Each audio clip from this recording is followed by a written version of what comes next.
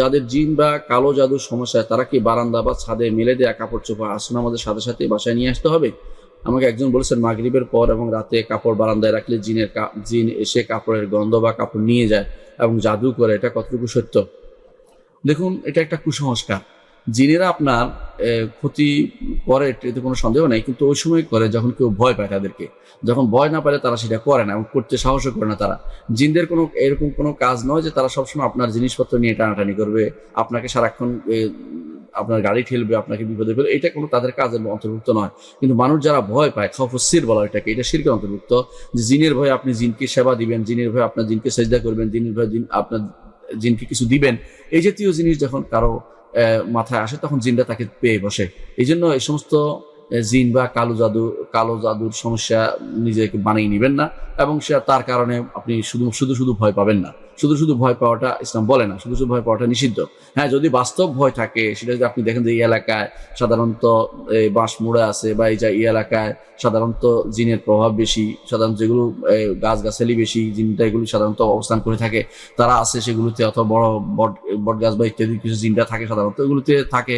তো আপনি মনে হচ্ছে যে এরকম কিছু আছে এই এলাকায়, আপনি এখন সেখানে আপনি সেভাবে কাপড় রেখে দিবেন না বা বের হবেন না, কারণ সেখানে আপনার ক্ষতি করতে পারে।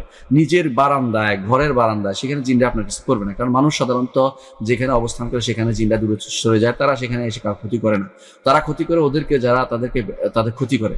জিনদের ক্ষতি করে অনেকে তাদের বাড়িঘর ভাঙে, তাদের বাড়িঘরে তারা যেখানে থাকে সেখানে ক্ষতিকর কিছু ঢিল নিক্ষেপ করে রাতের বেলা, অথবা তাদেরকে সেখানে লাইট মিলে ক্ষতিগ্রস্ত করে ইত্যাদি। তারা বিব্রত হলে আপনাকে বিব্রত করবে। তারা যখন দেখে যে আমাদেরকে সমস্যা করতে, তখন তারা আপনাকে ক্ষতিগ্রস্ত করবে। আপনার ঘরের ভিতরে, আপনার বারান্দায় এসে মাগরিব নামাজের পরে বা রাতে কেউ এসে আপনার ক্ষতি করবে, এমন কোনো ভয় পাবেন না। এটা আসলে কিছুই করবে না, আলহামদুলিল্লাহ।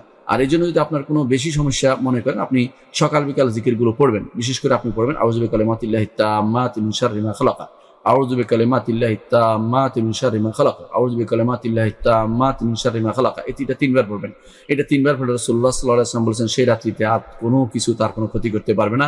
জিন বা কোনো হাইওয়ান জন্তু তার ক্ষতি করতে পারবে না। গুরুত্বপূর্ণ এই দোয়াটি আপনি বিকালে করবেন, বিকেলের দোয়া। আর সকালে পড়বেন সকালে পড়বেন বিসমিল্লাহিল্লাযী লা ইয়াদুররু মা ইসমিহি শাইউন ফিল আরদি ওয়ালা ফিস সামা ওয়া হুয়াস সামিউল আলিম। বিসমিল্লাহিল্লাযী লা ইয়াদুররু মা ইসমিহি শাইউন ফিল আরদি ওয়ালা ফিস সামা ওয়া হুয়াস সামিউল আলিম।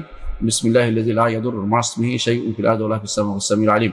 এটা সকালে পড়বেন আর বিকেলে ওইটা পড়বেন। ইনশাআল্লাহ আপনার উপর জিনের বা কালো জাদুর বা ইত্যাদি কোনো কিছু আসর করবে না। আমরা যারা এগুলো ভুলে যাই বা নিয়ম মতো এগুলো করি না, তাদেরকে শুধুমাত্র এই জিন বা এই বিভিন্ন রকমের মানুষের জাদু টোনা এগুলি আসর করে থাকে।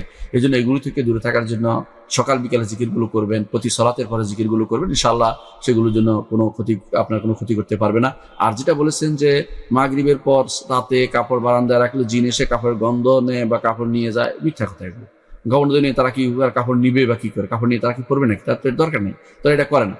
তো এইটা যদি করে, এটা শয়তান মানুষ করতে পারে। যারা জাদু করে, এরকম জাদু করে আপনার কাপড় চুরি করতে পারে, চুরি করে সেটা দিয়ে জাদু করতে পারে, বিভিন্ন অংশ নিয়ে, চুল নিয়ে বা কিছু নিয়ে করতে পারে।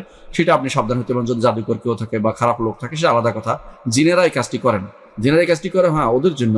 যারা জিন বশ করে, জিনদের ইবাদত করে, ওরা শুধুমাত্র এটা করতে পারে। সব মানুষের জন্য সেটা হওয়া জরুরি নয়। জিনরা যদি কেউ সকাল বিকাল যে জিকিরগুলো বলেছি বা সালাতের পর যে আজকারগুলো বলেছি, অথবা আয়াতুল কুরসি পড়ে কেউ, অথবা সূরা বাকারা কেউ পড়ে, তাহলে ইনশাআল্লাহ জিনেরাও এই ব্যক্তির কোনো কিছুতে হাত দিতে পারবে না। এটা আমাদের মাথায় রাখতে হবে।